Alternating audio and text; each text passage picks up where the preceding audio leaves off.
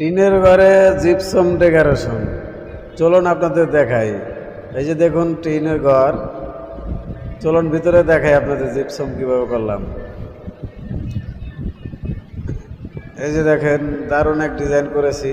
এই যে কানাডা রাখছি খালি টিন যাতে দেখানোর জন্য, হয়তো গোলার কারণে দেখা যায় না। এটা কানাডা রাখা হয়েছে অ্যাঙ্গেল দেখানোর জন্য। এই যে দেখেন চারিদিক দেওয়া টু স্ট্রিপ দেওয়া সিলিং করে দিছি। এখানে কিছু কাজ আরো বাকি আছে, কাজটা করতেছি আমরা। দ্বিতীয়বার পুরো কালারিং সহ ভিডিও পাবেন ইনশাল্লাহ। তো জিপসামের কাজগুলো যাদের দরকার অবশ্যই স্ক্রিনে দেওয়া নাম্বারে যোগাযোগ করতে পারেন। টিনের ঘরে জিপসাম ডেকোরেশন যাদের দরকার হবে অবশ্যই স্ক্রিনে দেওয়া নাম্বারে যোগাযোগ করতে পারেন। দেখেন এখনো কাজ পুরো ক্লিয়ার হয়েছে না, আমরা কাজটা এখনো করতেছি। এটা হলো 56 ইঞ্চি ফুল, মাঝখানে বসাই দিছি আর কি। এই যে নিচের স্টিপটা লাগাইতেছি, এটা এই যে এখান দিয়ে বাকি, এখান দিয়ে এখনো লাগানো বাকি আছে। এখানে টাইসের জন্য বাকি, টু স্টিপ দেওয়া সিলিং কল। টিনের ঘরে জিপসাম ডেকোরেশন। চলুন আপনাদের দেখাই।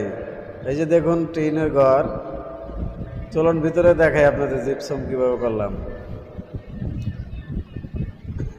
এই যে দেখেন দারুণ এক ডিজাইন করেছি। এই যে কানাডা রাখছি খালি টিন যাতে দেখানোর জন্য, হয়তো গোলার কারণে দেখা যায় না। এটা কানাডা রাখা হয়েছে অ্যাঙ্গেল দেখানোর জন্য। এই যে দেখেন চারিদিক দেওয়া